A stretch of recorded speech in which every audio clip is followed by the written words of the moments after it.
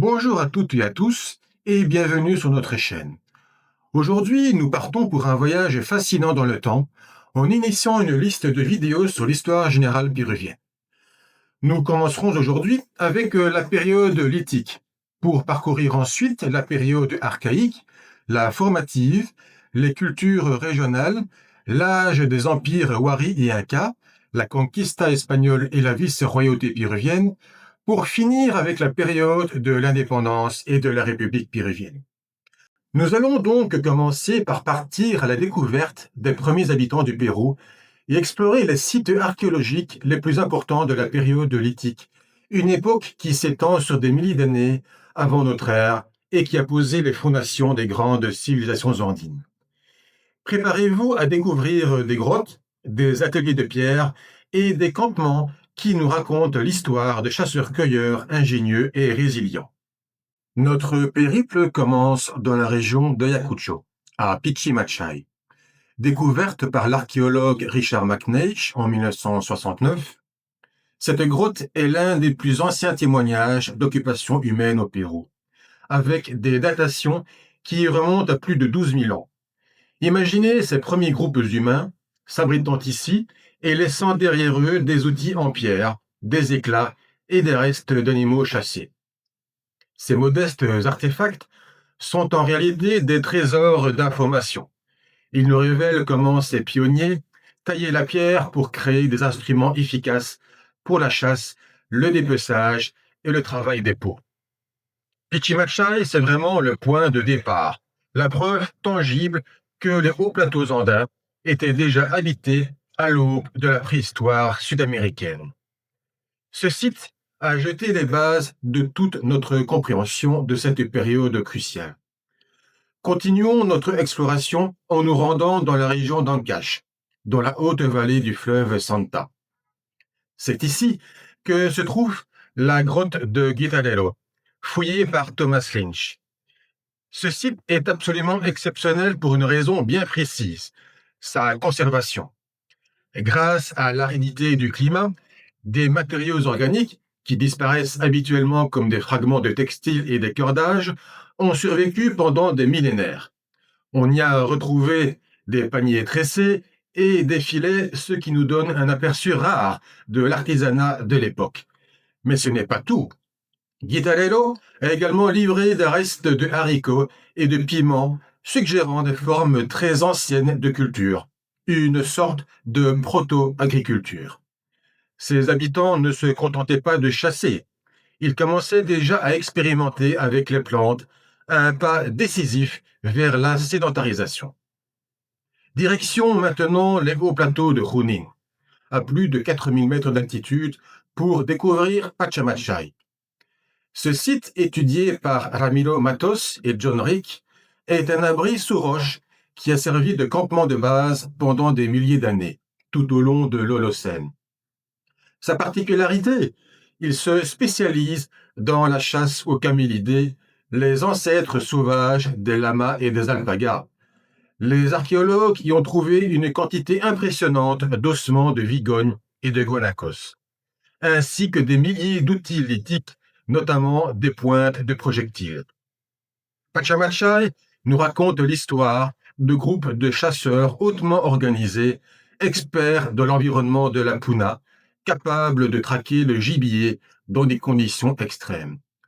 C'est une fenêtre ouverte sur une économie entièrement tournée vers l'exploitation des ressources de haute montagne. Redescendons vers la côte, près de Lima, sur le site de Chivatelos.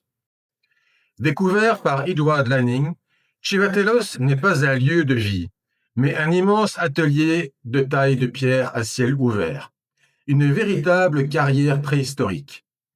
Sur des hectares, le sol est jonché de millions de déchets de taille, de nucléus et d'outils inachevés principalement en quartzite. Pendant longtemps, on a cru que c'était le plus ancien site du Pérou. Aujourd'hui, on comprend mieux sa fonction. C'était une source d'approvisionnement en matières premières pour les groupes de la tradition Payhan que nous verrons plus tard. Les artisans venaient ici pour extraire la pierre et fabriquer des ébauches d'outils qu'ils emportaient ensuite pour les finir dans leur campement. Chivatelos est donc un témoignage spectaculaire de la logistique et de la planification des sociétés lithiques. Voyageons maintenant vers le sud, dans la région de Tacna, pour découvrir un site qui parle à notre imagination, la grotte de Toquepala. Fouillée par Emilio González García, cette grotte est célèbre non pas pour ses outils, mais pour ses peintures rupestres. Sur ses parois, on peut admirer des scènes de chasse fascinantes. Des figures humaines armées de lances encerclent et poursuivent des groupes de guanacos.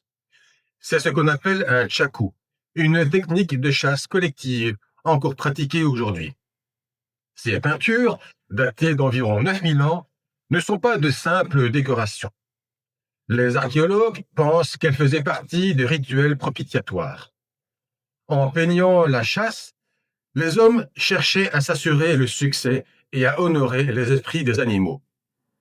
Toquepala nous offre un rare aperçu de la dimension symbolique et spirituelle de ces anciennes sociétés. Remontons maintenant sur la côte nord du Pérou, dans la région qui a donné son nom à un style d'outil très particulier, le complexe Pairán. Identifié d'abord par Rafael Lalco, puis étudié en détail par l'archéologue Claude Chauchat, le style Pairán se caractérise par ses magnifiques pointes de projectiles longues, fines, avec une base en forme de tige ou pédoncule. Ces pointes sont parmi les plus belles de la préhistoire sud-américaine.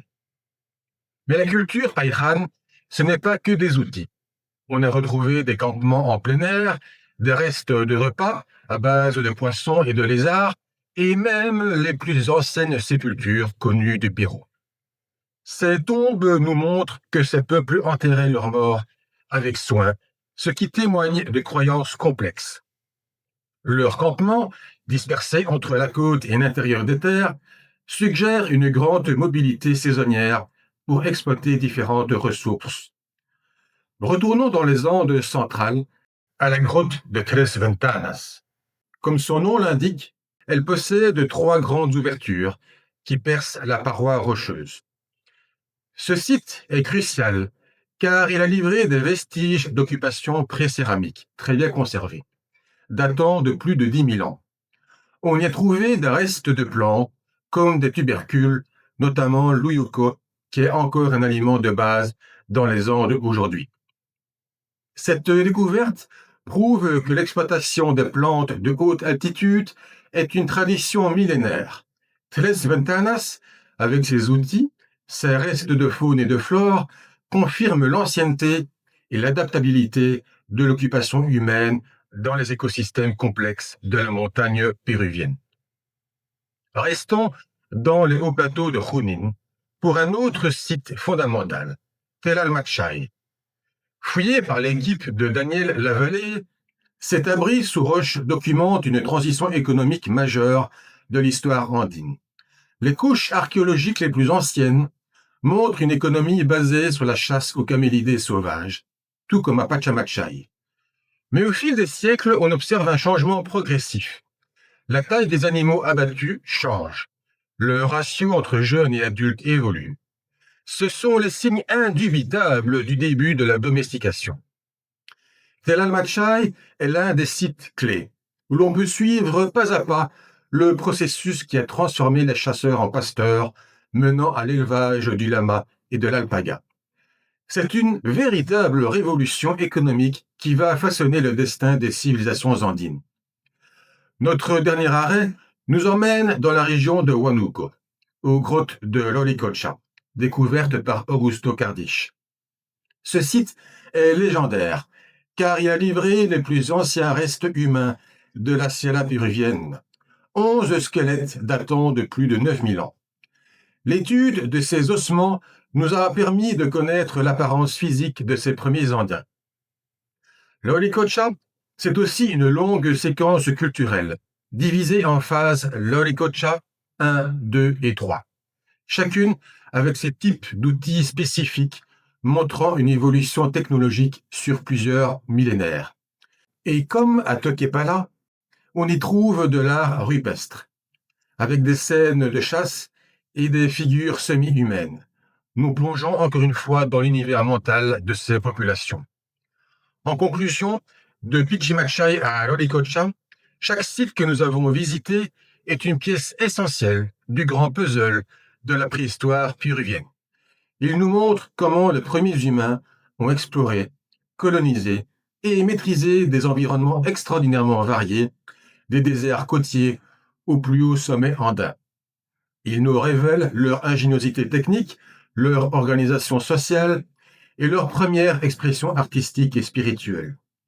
Ces chasseurs-cueilleurs n'étaient pas de simples nomades primitifs, ils étaient les pionniers qui ont ouvert la voie aux futures grandes civilisations.